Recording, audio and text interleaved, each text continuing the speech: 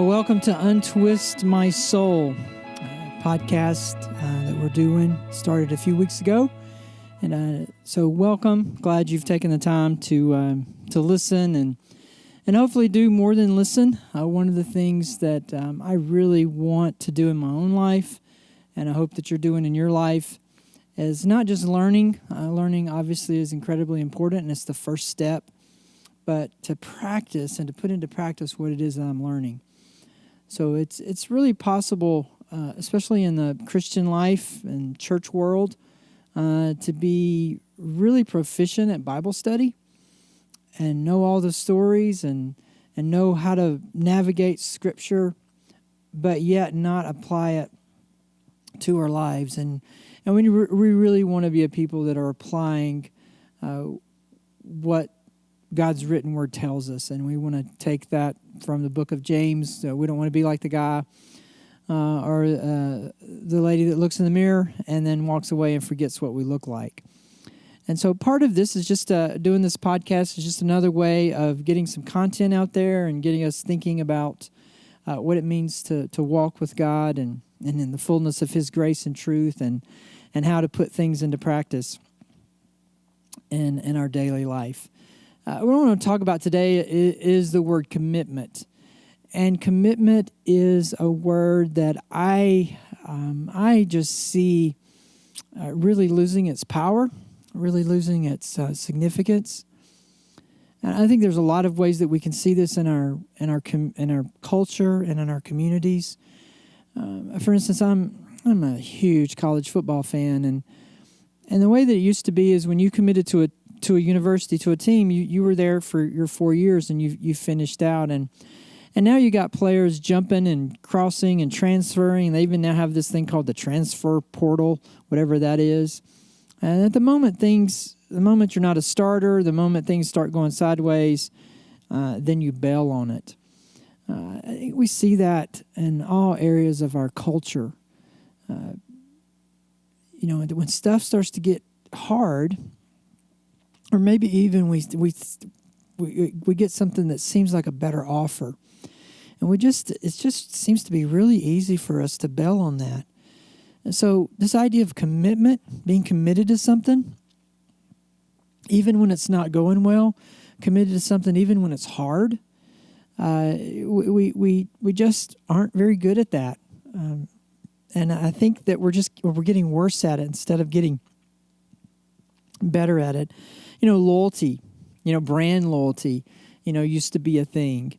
And now with companies, they're really struggling with how to do that. And now it's kind of like we just go to Amazon and we find, where can I get it for the least amount of money and sent to me as fast as possible?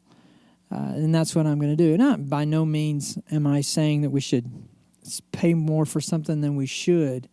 But I just think that's an example of how we're not committed to things. In a church world, church hopping, people who attend multiple churches is a thing now. And 25 years ago, that was never a thing. And I've talked to people who say, yeah, we come to Anthem Community Church and we go here and we go there. And it's like, I don't even know what to do with that. And then you have people in the church world you have the church that you go to, but there's not a whole lot of commitment to it. And even people who go to church are going to church less and less. And to where it used to be a committed person to a church would go to church maybe 2 to 3 times a week with different things that were going on. And then it got down to just one time a week on Sunday.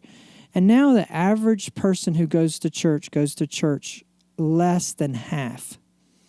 And I talk to people all the time that say they go to church all the time. And I challenge them. Take a calendar and circle the Sundays you go to church and then count the circles at the end of the year. And I think most church people would be shocked at how many circles they don't count. So there's this whole idea of commitment. And then you get into relationships. My commitment to a relationship. It's just so easy to bail on a relationship. And when it comes to like marriage, divorcing, just divorcing for just, hey, this is not working out. That became a law 20, 30 years ago. In fact, I think New York was the last one to pass it, and it was just a few years ago, where you literally could get a divorce just by saying, hey, it just didn't work out. We're used to, there had to be infidelity, there had to be some kind of abuse, there had to be something else that's going on there. So we're just seeing this slow erosion of this whole idea of commitment, whether it's sports or church or a marriage. We just, it's there. And so that's just kind of got me thinking about this idea of why commitment is so hard, and what is going on with this idea of commitment. We know Jesus tells us, he was asked, what's the greatest commandment? If I was going to be committed to just one thing about the whole idea of following God, what would that be? And he quoted from the book of Deuteronomy and said, hey, the greatest commandment is to love the Lord your God with all your heart, soul, mind, and strength, and love your neighbor as yourself. And this is coming from God. This is the God of the universe saying, hey, if you're going to be committed to anything, you be committed to these things. But if I'm going to be committed to loving God, I'm going to be committed to loving others, and I'm going to be committed to loving myself, then there's some things that I got to know. And so a couple of things to just kind of talk about when it comes to the idea of love. You're designed for love. I'm designed for love. I'm designed to give it. I'm designed to receive it. There's a few things that love needs. One of the primary things that love needs is it needs trust. And so if I am going to really love something or someone, trust has to be involved. Now, I just want to make this statement that the deeper the love, the deeper the trust. And that seems very obvious, and it's not very profound. And so what I find in my life, and maybe you find this in your life, if something is really obvious and something's not overly profound, that's actually the things that I end up missing the most. If something's really profound, it hits me and I'm like, whoa, I can think about that. But the things that aren't overly profound or seem really obvious, which are usually the things that are really important, sometimes we miss. And trust is something that love needs. And the deeper the love, the deeper the trust. And so if I'm really going to have a deep love for someone, God, others, myself, local church, sports team, whatever it is you want to pick, if I'm going to have a deep love for that, there has to be a deep trust there. And I can't have a deep love without the trust. The trust is so important. And now here is something that maybe when I say it, you may lean back a little bit or maybe lean in. Trust is not earned. And I know we hear that. We hear that a lot. They say, well, yeah, you need to earn, you're going to have to earn your trust. Now, trust can be lost. You can do things and burn people and not do what you say you're going to do and cheat on people and mess people over, and they could just lose their trust in you. So trust certainly can be lost. Trust is not earned. Trust is given. And so if I'm going to trust someone, or if I'm going to trust God, I have to get to the point where I choose to do that. So trust is a choice. It's a choice. It's given. It's not something that's earned. And this whole idea of the deeper the love, the deeper the trust, I think that's important. And we need to understand that trust is a choice. So if I'm going to be committed, if I'm going to love, and love needs trust, then I have to understand that I have to get to the point where I will give that trust. And it's not necessarily something that you can earn. Understanding it's something that you can throw away. But ultimately, I have to choose to trust God. I have to choose to trust the people around me. I have to choose to trust myself. Second thing that love needs is commitment. And that's really the topic of what we're talking about today, is that love needs commitment. I can't have love if I don't have commitment. And it's kind of the same phrase. The deeper the love, the deeper the commitment. So the deeper the love, the deeper commitment. So if that's true, then the shallower the love, the shallower the commitment. So if I have a shallow commitment to something, that means I have a shallow love to that. So if, let's just say, I'm a part of a sports team, and I've committed to be on the softball team, but I only make half the practices and a quarter of the games. That's a shallow commitment to that. And so it's not deep. If I say I'm going to be on the softball team, and that means I'm going to be at the practices, I'm going to be at the games, I'm going to do the things that's necessary. And then when I'm at the practice and then when I'm at the game, I'm going to give my all to being a part of that. Now, you may not play softball, but that goes to whatever it is that you're doing. Marriage, the deeper my love, the deeper my commitment that I have to the marriage, the deeper the love's going to be. And so if I'm going to love, the trust has got to be there. I got to give the trust. The commitment's got to be there. And the commitment, same thing, it's a choice. I'm going to make a choice to be committed to whatever it is that we're talking about. But commitment is scary. And I admit that. You know that. I know that. Commitment is scary. So why is it so scary? Why is commitment? Well, one we're going to talk about in just a second is that with commitment, when I commit to something, I lose options. And that's a big part of it. I think another thing that makes commitment so scary is that commitment also requires us to be vulnerable. And we don't want to be vulnerable. Primarily because we've tried it, and the result was we got hurt. And when I get hurt, and I have pain from something, then what I'm going to do is I'm going to make sure I don't ever do that again. And when it comes to emotional hurt, emotional pain, man, we are really good at this. It's like I was in this situation. I was vulnerable. I tried to love this person. I tried to love this church. I tried to love God. And then things didn't go the way that I wanted them to go. And so I'm just like, I'm not doing that anymore. So commitment requires vulnerability. And when I'm vulnerable, you just mark this down. If you are vulnerable, you will be hurt. It's just not possible. I remember in seminary when I was being in training to be a pastor, I remember one particular chapel thing that we had at seminary. One of the professor was talking about a heart. And he says, if you give your heart to a group of people as their pastor, you will get hurt. That's not the question. The question is, so what are you going to do with that hurt? Because people are going to leave. People are going to say things that are not true. People are going to lie about you. People are going to misunderstand you. People are going to say they'll be with you to the end, and they will bail on you in half a second. And that's not just true as a pastor of a church. That's true in every walk of life.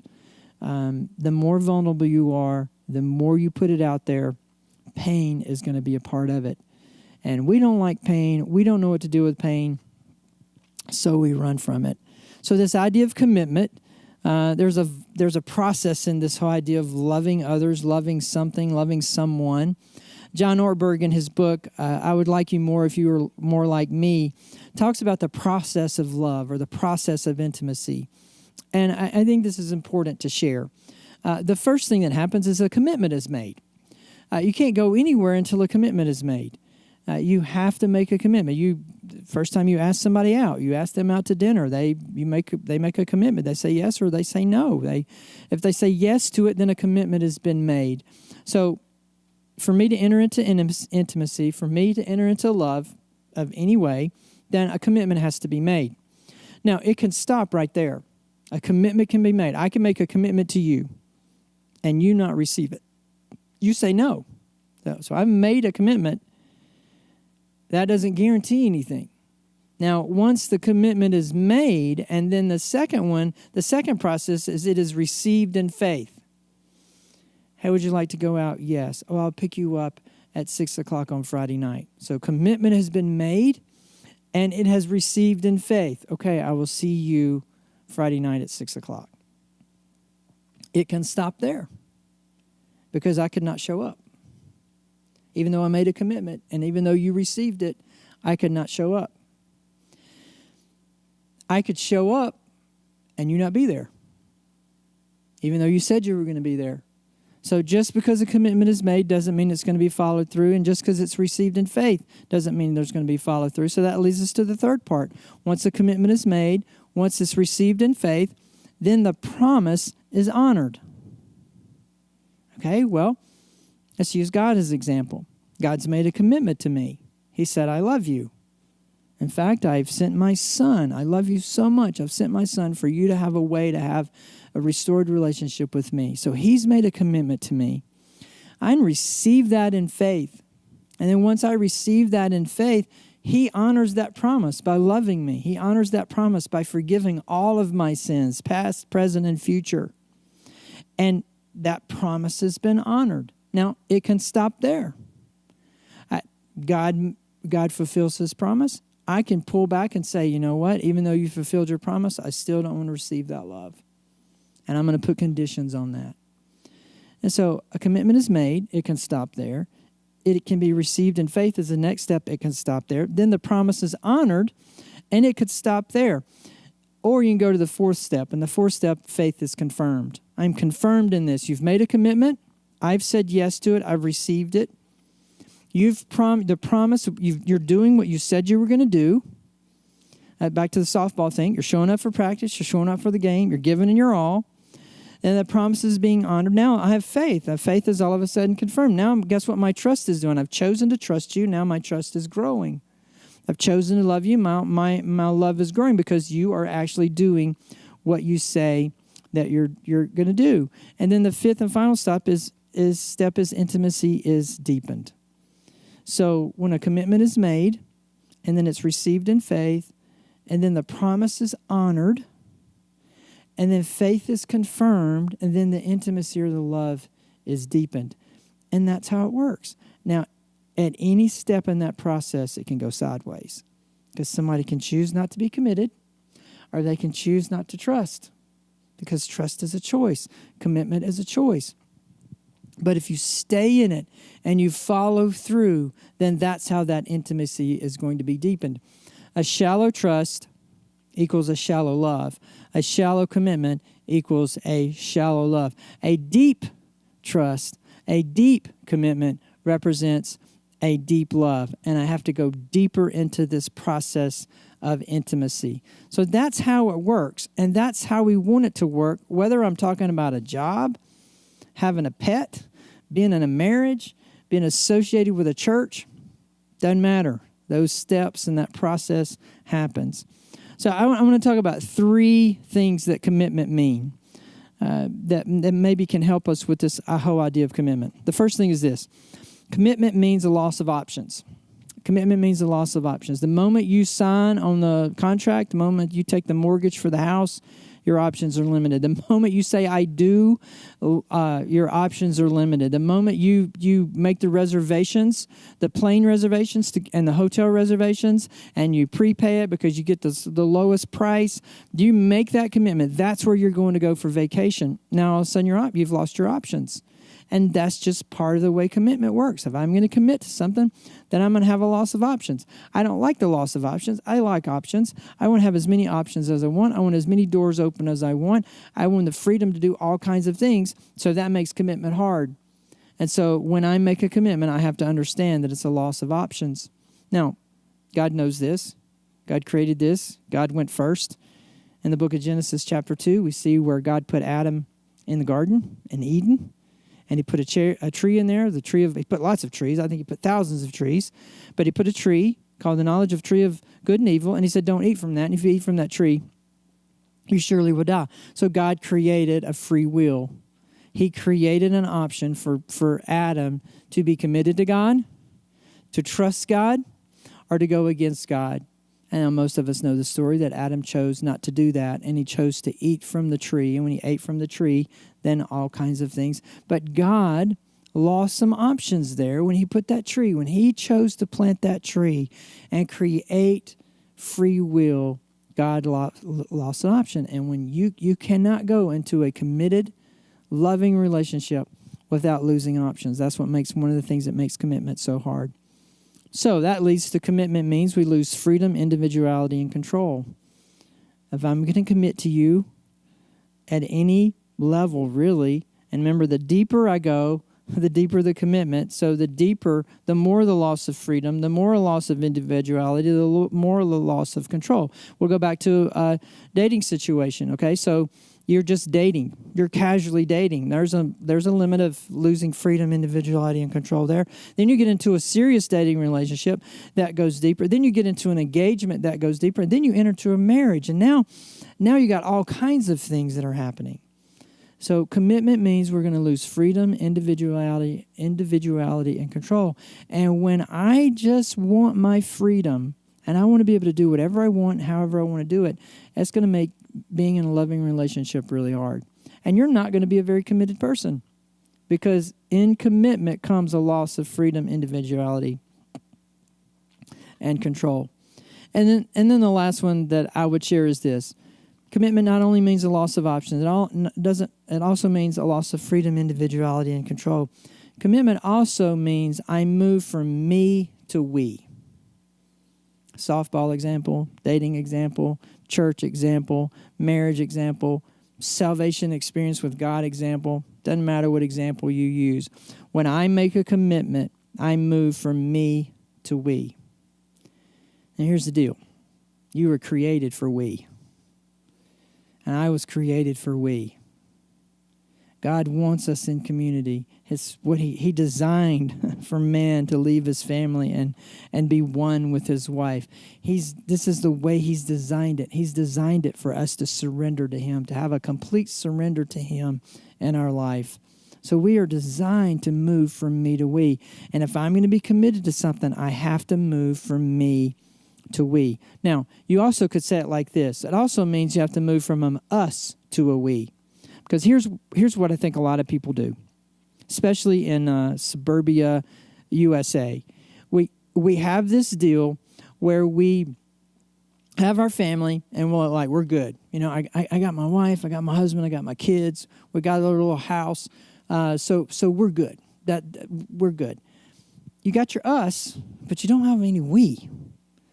And you got to move from us to a we. So commitment requires that. It requires that I have to get my eyes off of myself or just the close little, close family that I have, and to say, hey, I've got to involve other people. I've got to be in process of loving the people around me. So, I think we live in a time when commitment is losing its grip, it's losing its power, where people don't stay committed very long. And I think you can see that in every aspect of the culture that we live in. And it's scary. It's scary to see how little of a commitment that we have. And so if we're going to be anti-cultural as Christians, and if we're going to begin to make the difference and do the things that God's called us to do, we've got to understand commitment. And we've got to understand, we got to get past our fear of commitment. And your fear of commitment is legit. I get it. I have the same thing. I have the same fear when I commit to something. Every time I book a flight, it's just a hard thing for me. It's like I want to go on the trip. I know I'm going on a trip. Some trips I don't have an option because I know I've got to go. I know I've got to take my daughter to school. I know that's what happened. But there's just something about hitting that button that says, okay, it's going to charge the credit card, and now I am the proud owner of that airline ticket. Even that little process can cause us to not do that because we're afraid. Well, because I'm going to lose my options. I now am stepping into a commitment. So if that's about if you feel that way about a $275 round trip Southwest ticket, and man, how much harder is it to commit to another human being? How much harder is it to commit to a marriage? How much harder is it to commit to being a good parent? How much harder is it to commit to being in a relationship with God, who a lot of times I can't hear, see, taste, feel? Commitment's hard, but we are never going to experience the love that we desperately want and the love that we desperately need if we don't commit. So hopefully having a little bit of understanding of what can get in the way of the commitment. I'm afraid of losing the options. I'm afraid of losing my freedom, my individuality, my control. I need to understand that I need to go from a me to an us, or from a me to a we. Maybe that can help us be more committed.